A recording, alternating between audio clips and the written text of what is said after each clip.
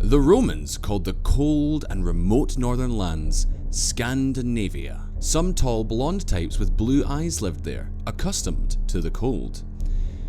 Scandinavia has a cold but moderate climate compared to other regions at similar latitudes. This is due to the influence of the Gulf Stream, carrying warm water from the Florida Strait.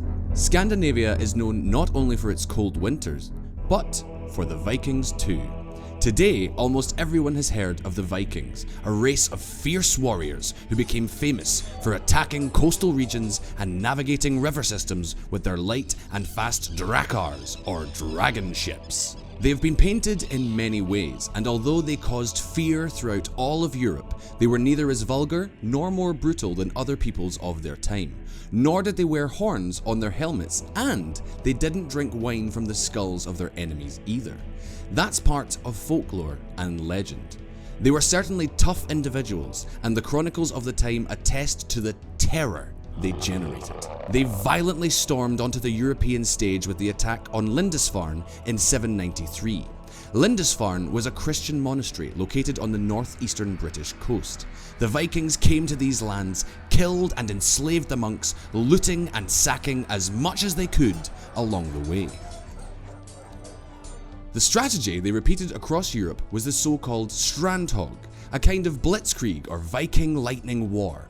It began with the first reconnaissance raids to find the best spoils, and was followed by a lightning strike once they landed on the beaches. The Vikings thus arrived in Al-Andalus, the territory in the Iberian Peninsula under Muslim power, going up the river Guadalquivir with their drakars and eventually plundering Seville. The legendary Ragnar Lodbrok also navigated the river Seine and besieged Paris the following year.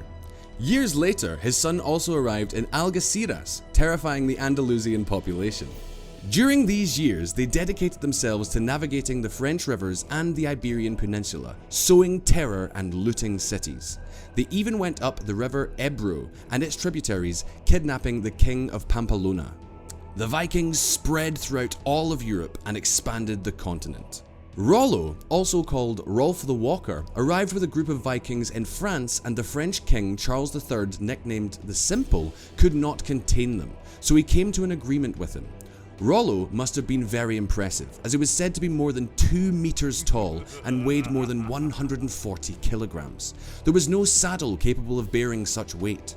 Rolf founded the famous Duchy of Normandy and settled with his men in northern France.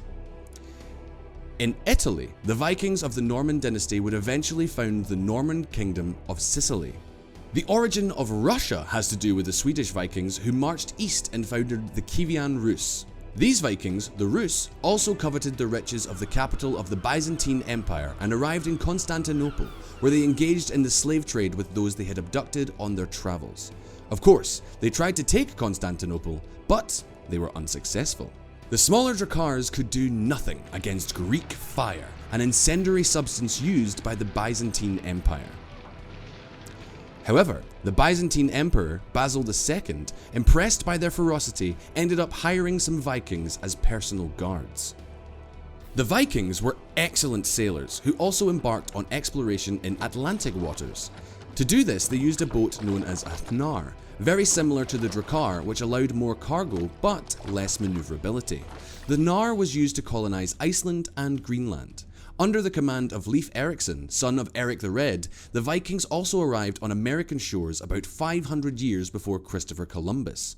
On Newfoundland Island, Leif Erikson's followers founded a colony.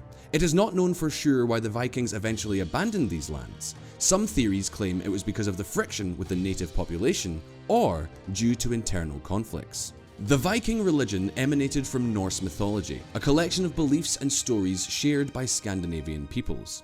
When the great warriors died, they went to Valhalla, carried in the air by Valkyries.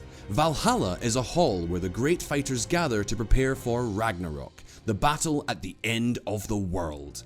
Valhalla is located in the city of Asgard, guarded by the god Heimdall. The Bifrost is a fiery rainbow bridge that links Midgard, the world of men, and Asgard, the kingdom of the gods. The great god Odin, the chief god of Norse mythology, rules in Asgard, where his throne is located. Odin's best known son is Thor, the god of thunder and of strength. The Vikings, at first reluctant, began gradually accepting Christian beliefs, and at some points in an exercise in syncretism came to pray to both Thor and Jesus. Well, you never know. Christianity was gaining followers among women as they could not enter Valhalla. What's more, Christianity offered them a much more appealing earthly life.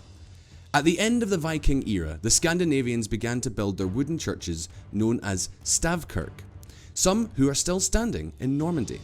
They are a must for those who travel to the country.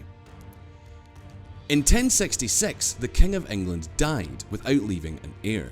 Anglo-Saxon Harold Godwinson claimed the throne, but he was also challenged by two Vikings, William the Conqueror and Harold Sigurdsson.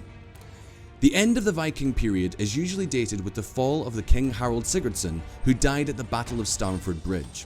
Harold fell, but the Norman Vikings, led by William the Conqueror, achieved victory weeks later at the Battle of Hastings.